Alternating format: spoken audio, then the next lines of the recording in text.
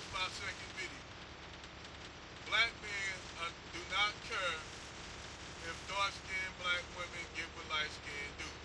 That's we don't spend time worrying about that.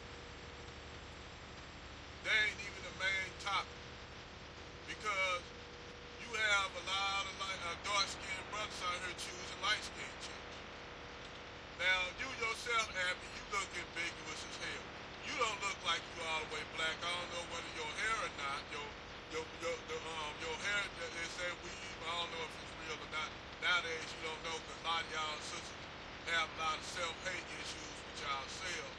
Be wearing these long wigs and shit looking ridiculous as fuck.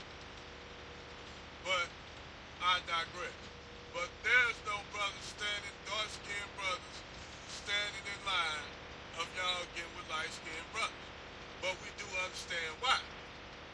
That's what it is. It ain't the fact that we got a problem with y'all getting with light-skinned dudes or biracial dudes. We just understand why. We know that most of y'all black women have self-hate issues with y'all that y'all try to project on us. You dig? Now me, I'm a brown-skinned brother. I'm in the middle. I'm not no dark-skinned brother. I'm not no light-skinned brother. But back in the day, and I heard this from a lot of these older women, including my dark-skinned wife, mom, grandmother's sister, gonna tell her that I'm a good color. And I'm thinking like, okay, in my head, I knew what she was talking about. But the whole thing is, she made it a focus that I ain't as dark as a paper bag. I'm the right color of a paper bag, brown paper bag. I'm not too dark. And she made issues with me, with my skin color. She said I'm a good skin color. I'm like, okay. I understood where she was coming from. And this shit got to do with the brown paper bag test. This shit was implemented by black women. Black women who were suffering from colorism, who didn't want to have dark-skinned children. Just back then, you had dark-skinned women who didn't want to have dark-skinned black children. So they used to promote the paper bag test. If a man was darker than a paper bag, these black women would say don't get with him because he's too dark. So what you talking about is mirror projection. So 9 times what happened is, back in the day, due to,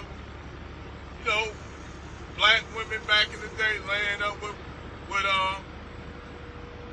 white men, and Chad's gonna try to say that a lot of it was forced, but I keep telling y'all, a lot of it wasn't forced for black women to lay up with the white slave masters on the plantation. It wasn't, a lot of it wasn't no forced rape thing. A lot of them wanted to have the white man's half-breed baby. Not trying to call light-skinned people, I'm gonna take that back. They wanted to have the light-skinned biracial baby. They didn't want to have a baby by the black slave, dark-skinned black slave. I'm gonna tell you a good movie to go look at. Go look at the movie Sankofa. It's another movie, I can't think of the name of it right now, but it's another movie where it basically had breeding farms where white men would lay up with black women and create biracial children so they can have their biracial daughters and sell the biracial daughters off to white slave plantation owners so they can have a bed made. Yeah, you had that going on the plantation where the white men would lay up with black women, have a whole farm of biracial daughters that they soldered themselves with different black slaves on the plantation and sell the biracial daughters off. because the white men they didn't really want, they wanted, a lighter skinned black woman to be their bed wench, or they wanted a woman. A lot of times they would marry them biracial women and leave them biracial women owning everything, including the slaves on the plantation, and even they octoroon kids. They octoroon kids will be slave masters. And this is where you get your black slave master class from, which a lot of these Negro apologists, Negroes like to use. See, black people had slaves, not telling the full truth that those were the children of that white man owning slaves. So still and all, they were his children, and you gotta pay that, and you gotta cut that check, partner. You gotta cut that check. Don't try to sugarcoat shit. We know the switch and bait, switch and bait. We know the switch and bait. Even Chaz pointed that out in a video she did, where you had black women laying up with Brad, owning black slaves. That's where your black slave master class come from. It was majority of black women. Yeah, you had some black men, but most of those black men were the sons of the white slave masters, southern slave masters, who those white men married those black women and left everything to the black woman. Yeah, that's where you get your black slave class owners from. Let's keep it real. That's where that shit come from. And then they use that as a deflection.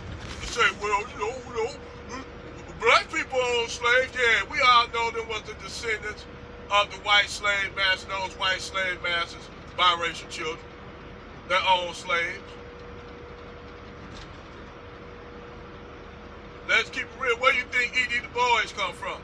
E.D. Du Bois came from that same union. His daddy was biracial, was white. E.D. Du Bois' daddy was white. That's why he had that colorism thing, saying that light-skinned blacks, that's where you get your boule class. That's where your boule class come from. That's what the whole movie School Days was about.